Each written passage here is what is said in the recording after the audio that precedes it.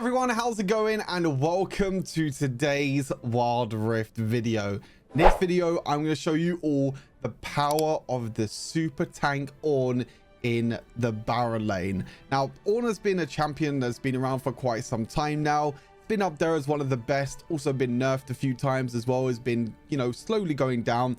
But as a tank, as an easy to play champion, he is still up there as one of the best. And I think in this meta at the moment, especially with so many champions going around one-shotting with these AP items, one-shotting with AD assassins, even Infinity Edge now doing so much more damage for AD carries, these tanks are now even stronger than what they were before. When you're playing bruisers and when you're playing these other sort of champions in the Baron lane, you can easily get one-shot by these assassins. But with Ornn, with this type of build, you're not going to get one shot. You're probably going to be dealing even more damage to them enemy assassins than what they're actually going to be dealing to you. And that's with exactly this build that you're seeing on screen. Now, for the boots, you can either go for plated steel caps or mercury treads, depending if you're against a lot of attack damage carries or against a lot of ability damage carries, depending on what you want. Heart Steel is the first item. You can gain a lot of maximum health throughout the game with Heart Steel, with Ornn, and also this works on top of things like Grasp of the Undying as well. You're always going to auto attack enemy champions, just the way Ornn works and also how his passive works. You want to try and get them brittle stacks and be able to auto attack to deal a bunch of damage, so that will allow you to get stacks of Heart Steel, which gives you all this maximum mana, or maximum health I should say, throughout the game. Searing Crown is more of, I would say, a carry item, even though it does give you some defensive stats like maximum health and armor. The Fury Touch passive means that your abilities are able to burn, so your ultimate, your first ability if you're trying to slow them, or even things like your second ability as well. And this works really well to just give Ornn that little bit of extra damage that you need.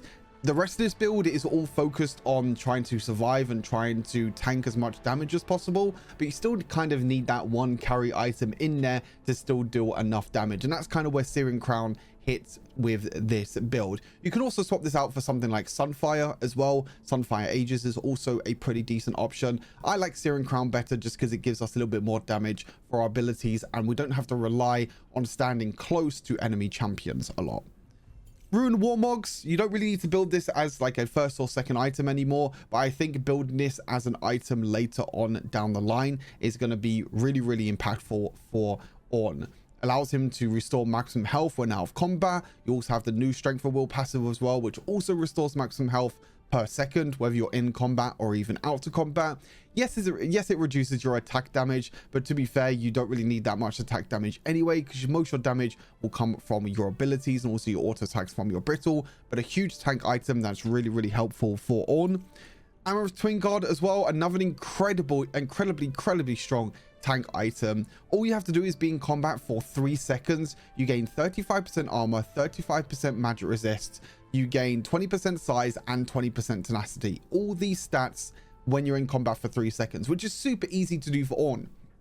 And when you have so much armor and magic resist already from this build and also from this item itself, you're just going to turn into a super tank that's not going to be killed at all. Like I said, these assassins and these mages that are trying to one-shot you, they are not going to be able to one-shot you at all with this build, because you're going to have so much armor and so much magic resist that they are going to struggle to try and break through you. And then for the final item, I do have the Light Dawn Shroud, which sometimes is considered a sort of support item, but you can use this pretty well now with champions like Ornn that has a lot of crowd control in the Baron lane. And that's because we now heal ourselves for the same amount of damage we deal with that crowd control. So when we're knocking up champions with our brittle passive, when we're knocking them up with our third ability or even our ultimate, the damage that we deal, we're also going to be healing a little bit of health back to ourselves as well. So again, just making Ornn just even more unkillable than what he was before. I do have a few other situational items here as well. You know, Iceborne Gauntlet can be used this again as more of a carry item if you're building a lot of armor. Really good for the icy field as well to make it difficult for enemies to escape.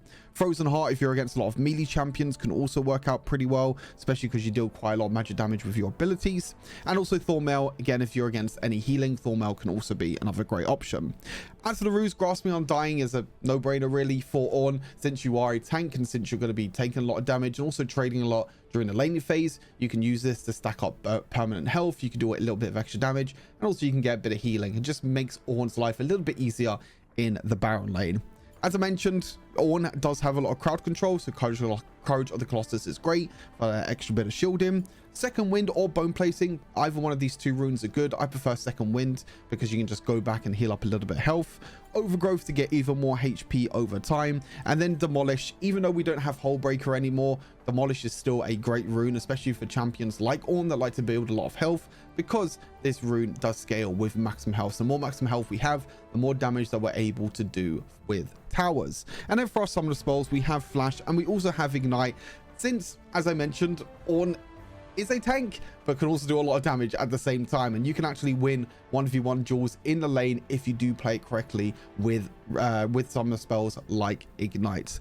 But that's everything for the build. This is one of the games I played off stream, so I'm going to be able to commentate over the gameplay and commentate how I play Ornn. Ornn is one of my favorite Baron laners because, again, I myself am not really a Baron lane main. I know how to play other roles, and it's not that like I'm bad at other roles, but Ornn is one of them champions that's just super safe, super easy to play. If you don't play Baron lane too much, you can just pick up Ornn, pick up this build, and you'll have a great time. So I'll see you all in just a second. All right, here we go on to the gameplay with a big old tank Ornn. Like I said, this champion is one of my favorites to play, I think, in the Baron lane. Like I said, just really easy to play, really fun to play as well at the same time, and it's fun being a tank that can also do a lot of damage. I think that's why people love Urgot so much as well, because even with Urgot you build items like Heartsteel, Titanic Hydra, Scion as well, Set, you know, all these champions that have been strong already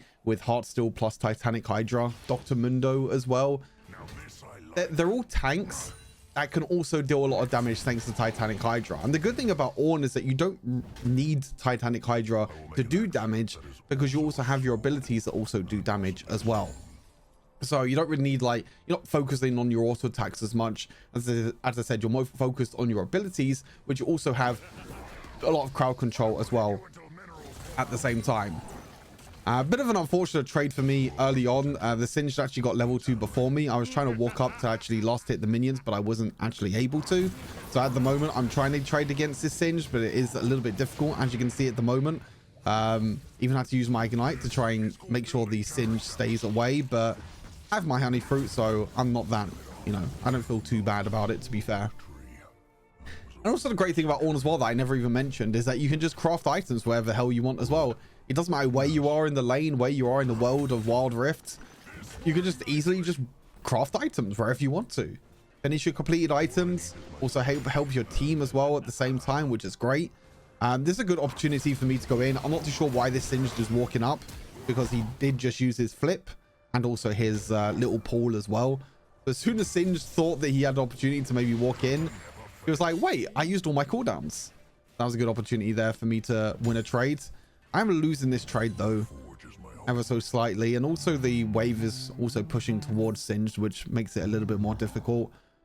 This game I'm against the Singed. I'm also against a Ziggs as well in the mid lane, so I did go for the magic resist boots this time around instead of the armor boots. Can't remember who their jungler is.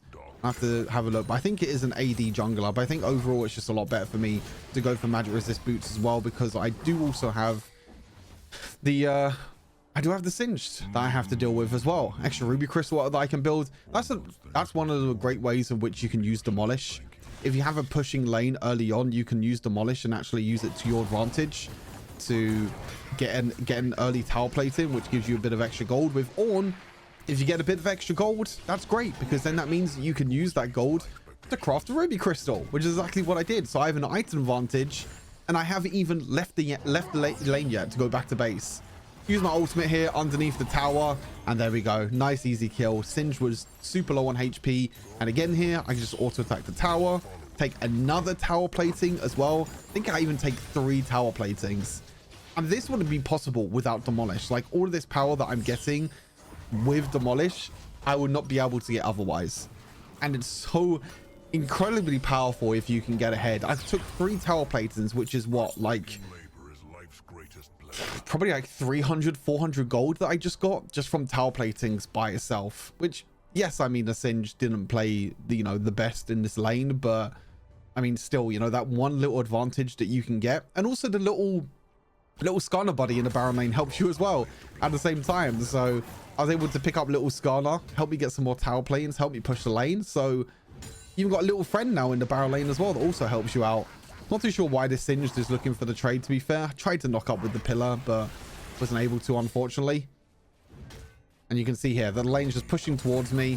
I'm totally okay here with just pushing this lane out. Because I can look to try and roam. I can try and create more pressure.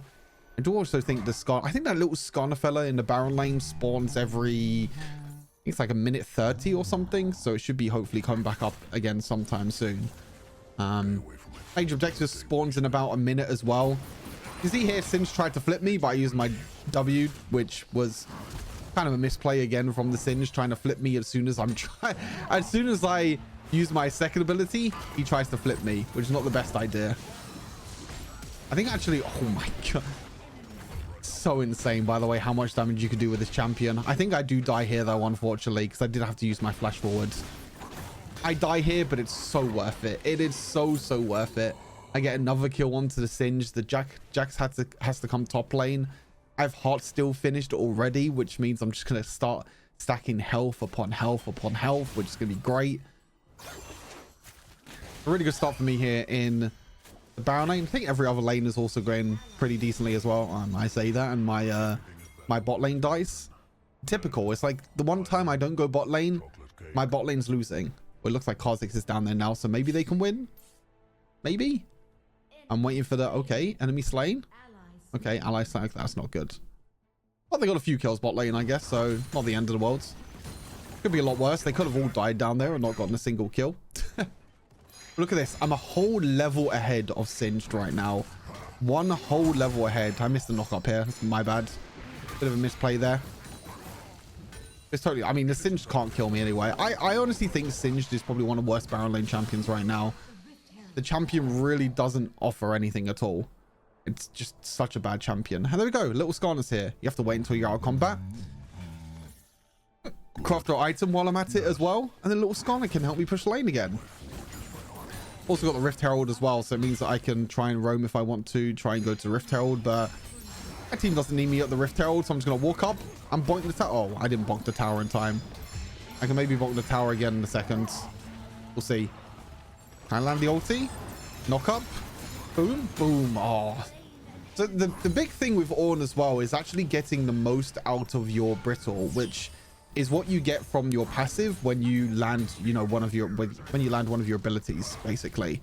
You know, you land a fully charged second ability, you get that brittle auto attack, which you can see like both of Ornn's fists like slam together. And also it works the same as well if you're able to use your ultimate and land your ultimate, the second part of your ultimate, you also get a brittle stack. So what I was able to do there, and that's a big thing as well, is that to kill the Singed there, I had to use my ultimate, auto attack, and then use my second ability. Because if I just ultimate there, use my second ability, and then auto attack, then I'm actually missing out on damage. So that's a really big thing with Ornn. There's still like a skill, skillful way to play Ornn at the same time. You know, you still have to find ways in which to play Ornn correctly to try and get the most amount of damage, to try and win the lane. And that's one of the things that you need to learn when playing Ornn, is trying to make full use out of your passive to make sure that you can deal the extra auto attack damage, like the extra increased auto attack damage. I actually did a bit of a misplay with building this game. I actually just like AFK bought Sunfire for some reason. I actually wanted to go for Searing Crown because this is one of them games where Searing Crown is, in my opinion, better than Sunfire Aegis, because it's going to be a little bit difficult, but I realized to myself, like, okay, I mean, I've got Sunfire Aegis already, so I like, why not? Might as well complete Sunfire Aegis. Sin's trying again to try and kill me. Look how much damage I do, by the way. I'm building full tank, by the way. This is me building full tank. Look at this. I'm just baiting them. I'm just like, come to me. Come on. You know you want to. Hopefully my team actually comes and helps me as well here. I think I can actually just win this trade. Lands the knock up. Kind of mistimed the W there. Look how tanky I am, though. Use the ultimate as well. Boom. Knock up onto the Jax. And I'm still alive, baby. Oh, one more auto attack. Will I kill that guy? Do I kill this guy as well? I don't think I do. Oh my god, he just jumps away. Can I kill him? Oh, my misfortune got him. I was 2 versus 1 there. I mean, yes, you could say that I'm fed. Yes, you can say that I'm really strong. That's why that you were able to 2 versus 1. But this champion is not normal. I'm telling you, this champion is incredibly powerful. There's so much you can do with this champion. And their bot lane just tried to come help for some reason. Not too sure why. That's all good. We got a few kills. Misfortune also got a few kills as well, so that gives her a little bit of extra gold. I need to go back to base though. I think that's one thing with Ornn is that you do struggle a bit with mana. That's why sometimes I do like to go for at least 1 mana item like Iceborne Gauntlet. So it means you have a little bit of mana to play with. Sometimes it can be a bit difficult though. That is also a sword and possibly a spoon. I mean, I think it kind of depends on the situation of the game, right? And who you're up against. So like, I'm not against a lot of AD champions this game, so I don't really want the extra armor as much from Iceborne Gauntlet. I think it's a bit different when you're building like Searing Crown, because it gives you a lot of damage. I'm terrible at timing the... Look at this, by the way. Knock up into auto. Oh, it's just beautiful. And he dies to minions. Oh, it's just perfection. That's one of the best combos that you can do with Ornn as well, is make it full use. I'm going to go back here just to show you the combo again. So what I did was I tried to time my second ability to stop the stun from Jax, but that's a little bit difficult. But you can see I use my Q here, I ultimate, I knock up, and then I use my ultimate afterwards. So I knock up once with my third ability because I use my first ability first. So what you do is you use your first ability to put your pillar down. Then you use your ultimate, and by the time the ultimate is coming towards you, you can knock up with your third ability and then knock up with your ultimate straight afterwards as well. So it gives you kind of that double knock up, that chain CC as well, making it extremely difficult for enemies to try and escape. You see there, demolish as well. So much stacking HP this game. I do like half the tower's HP in 1 demolish stack, which I still think this game has way too many, like the towers are way too squishy in this game. It's way too easy to take towers in this game. They're going to try and kill me again here. Might take them a while. Again, I kind of messed up my thing. I got a kill. I probably should have flashed earlier. I probably could have played this a little bit better. I think if I flash earlier so I don't actually take any spears from Kalista and I don't get slowed by Kalista, I might be able to escape there. I might. That's a big might. That's probably a copium as well. I probably would have died there still, to be fair. That is a little bit copium, but I think the big reason why I died is because I got slowed by Kallista's rend, which meant that it was really difficult for me to escape. But still, I got a trade kill in the end in a 1 versus 3. My team's getting advantages on the rest of the map. I'm totally okay with that. Like, if you're telling me that I can take that trade every single day of the week, I will happily take that. Kind of think of what to build here as well. I'm kind of testing out some different things on Ornn as well. That's why I kind of had the situational items as well, because there are some other items which are still, you know, really, really powerful to get. You know what I've realized in this game as well? No one is picking up Little Skarner in the Baron lane. Like, no one knows about it. I'm seeing so many people just not take this little fella up in the alcove. No one is taking this at all. I see so many times when I'm looking up in Baron lane, even when I'm playing bot lane as well, as it got bugged a little bit there. Every time I see people playing in the Baron lane, they never take it. Like, you need to make sure that you take this little guy, because he does a lot of damage to towers and he is really difficult to kill as well. I mean, some people might say that, oh, it's going to give the enemy team more gold or whatever and things like that from killing, but honestly, like, it's totally fine. Like, I would rather take the trade of them losing pressure to actually doing anything else. So yeah, I could have probably killed this Kalista.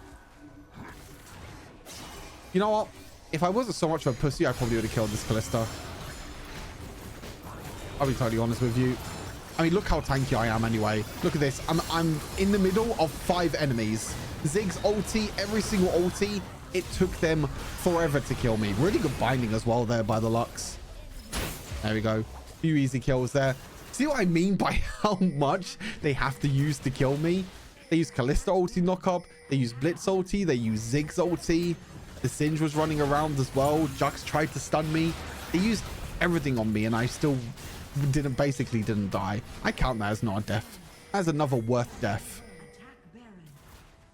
My team should be taking Baron right now because they can't push in the mid lane. Baron buff is pretty much free here for my team, so they're doing pretty well to realize that situation. A lot of people don't do this as well. A lot of people would rather try and get the mid lane inhibitor than the Baron.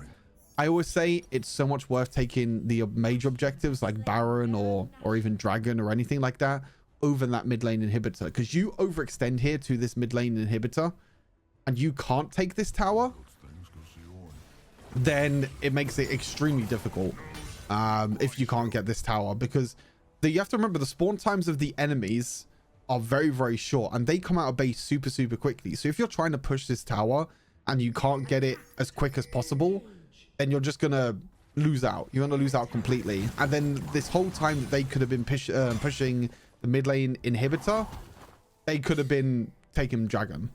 They could be taking Baron, sorry. There's like always take major objectives over inhibitors unless you know 100% that you're guaranteed to take the inhibitor tower. If you're 100% guaranteed to take inhibitor tower, then hey, take it. Like that's fine. I'm not saying don't take the tower at all.